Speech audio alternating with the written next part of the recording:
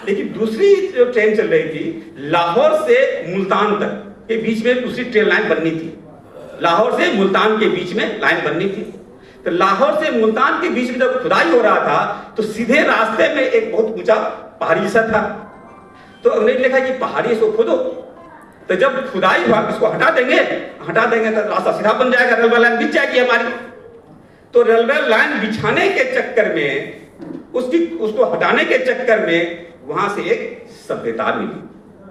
अंग्रेज सभ्यता को खोजने नहीं गए थे, अंग्रेज क्या करने गए थे? रेलवे लाइन बिछाने गए थे। और उसको वो सभ्यता मिली तो उसको जो हटाए तो वहां से एक सभ्यता मिली जिसको वो जगह का नाम था, उस समय उस गांव का नाम था हड़प्पा, इसलिए नाम पड़ा हड़प्पा की सभ्यता। और हड़प्पा की सभ्यता बाद में अन्य जगह भी मिला तो फिर हो गया सिंधु घाटी की सभ्यता और इंडस वैली सिविलाइजेशन की खोज। तो जब अंग्रेज खोज रहे थे, तो जब खुदाई हो रही थी तो उसको लग रहा था कि भारत में तो दो देश हो गया। जब अंग्रेज की खुदाई हो रही थी तो भारत में दो देश था, एक धरती के ऊपर का देश, एक धरती के नीचे का देश। धरती के ऊपर क्या था? तो धरती के ऊपर राम और कृष्ण थे और धरती के नीचे अशोक और बुद्ध।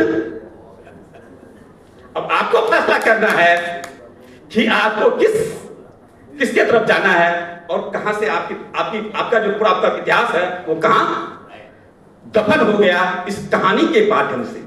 इसीलिए भंते जी ने आपको कहा कि आप अपना इतिहास के लिए वो 5 बताए कि भाषा, पुरातत्व, इतिहास, साहित्य सबको लेकर के आप अगर मूल्यांकन करेंगे तो मिलेगा, और नहीं तो सिर्फ कथा में ही रह जाएंगे, कथावाचक की बातों में ही रह जाएंगे तो फिर आपको अपना इतिहास कभी मिलेगा नहीं।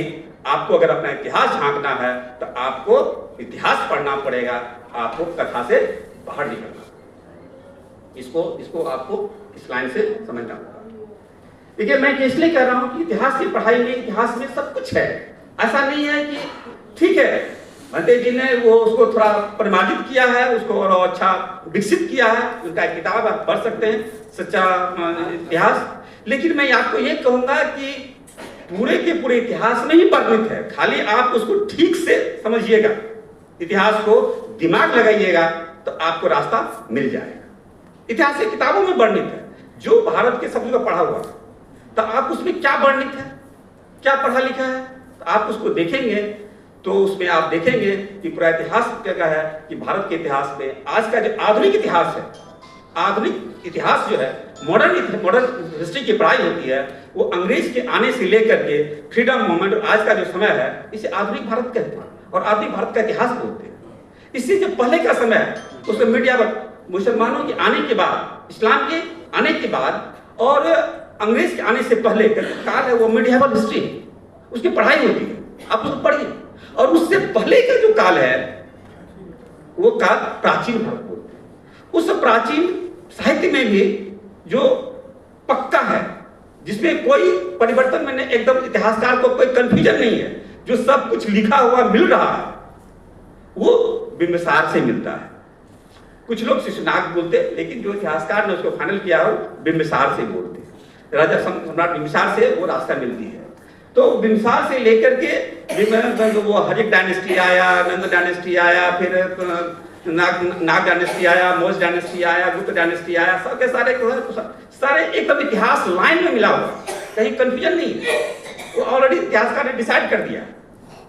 और उससे पहले का जो काल है वहां थोड़े कंफ्यूजन है, तो उस कंफ्यूजन को का फायदा उठाया गया, जहाँ की इतिहास का पक्का पक्की नहीं है, हालांकि वो मिल सकता है, तो उस इतिहास उसको बोलते हैं ऐतिहासिक युग, ऐतिहासिक इरा। प्राचीन भारत का इतिहास, मध्यकालीन इतिहास और आधुनिक इतिहास, इसको बोलते हैं ऐतिहासिक युग, क्योंकि इतिहासकार को कोई कंफ्यूजन नहीं, जो लिखा सब लिखा क्लियर कट लिख दिया। और उससे पहले जहां इतिहास का थोड़ा कंफ्यूजन है उस काल को लिखा है प्रागैतिहासिक काल। क्या बोलते हैं? प्रागैतिहासिक काल बोलते हैं।